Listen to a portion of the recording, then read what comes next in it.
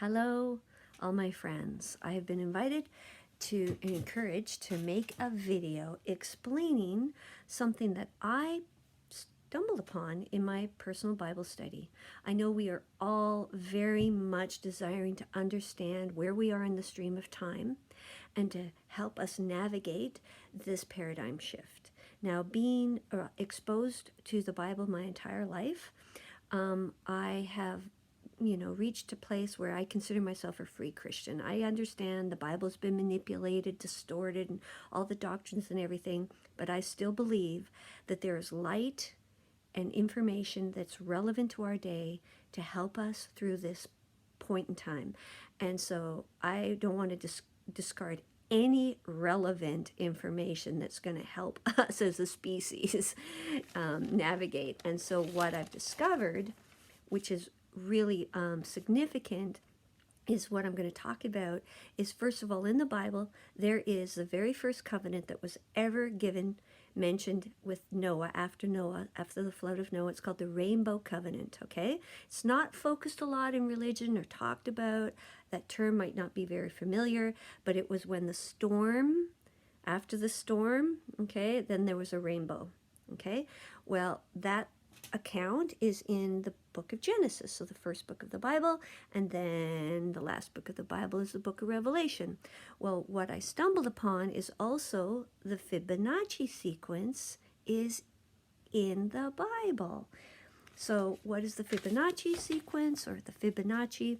It's a mathematical equation, and the number 144, which is a famous number, Revelation 144,000, is part of the Fibonacci sequence. And I went, oh, well, that's interesting. So then I started looking at the Fibonacci sequence itself, and I realized something, and this is what I want to share with you. So first of all, I'm a farmer, and I work in nature all the time with animals and plants and greenhouses. So things with nature, I can grasp that pretty quickly. And so what got my attention is that the Fibonacci sequence has also been discovered that this rate of addition is also the rate of growth that many plants and living organisms follow. Their physical design, the proportions. It's a mathematical rate of increase embedded in the living world. Well, that was very interesting, because I thought, gosh, Jesus taught that the kingdom of God is like a seed. So a seed, as it grows, would actually also follow this sequence. So then I really started wanting to reflect on this. So I want to explain the way the sequence works, okay? So you could say if you had 0, which 0 is not considered a digit, so I haven't included it. So if you had 0 and then you had 1, add 1 to 0, you'd still have 1. So then you add 1 to itself. So 1 plus 1 is 2.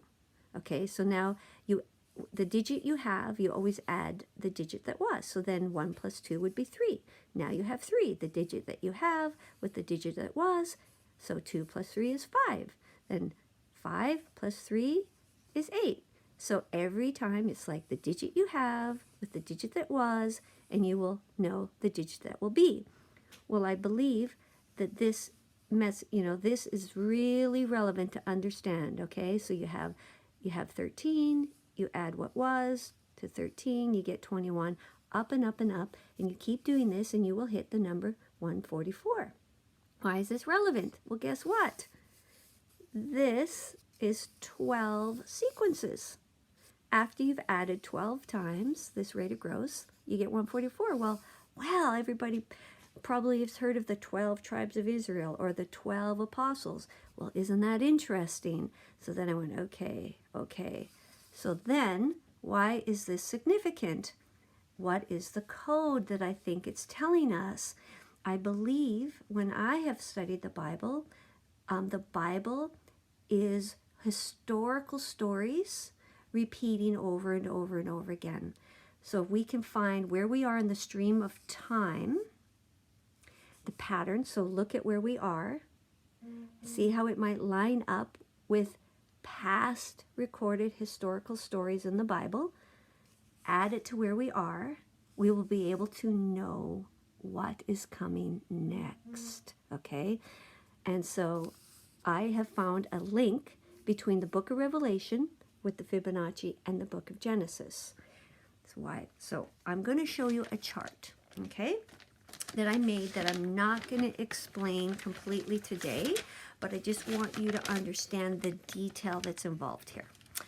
So this is just my own personal chart, because what started happening is my brain, I couldn't keep track of all the repeating patterns, but I noticed there was a trend. And so then I started with Adam, then Abraham, and then Israel, and then Jesus, and the story of the early church coming up to our day in the book of Revelation, okay? And I could actually over time explain all of this, but what I discovered is that with Abraham, okay, there was a promise given to him about his descendants coming out of slavery.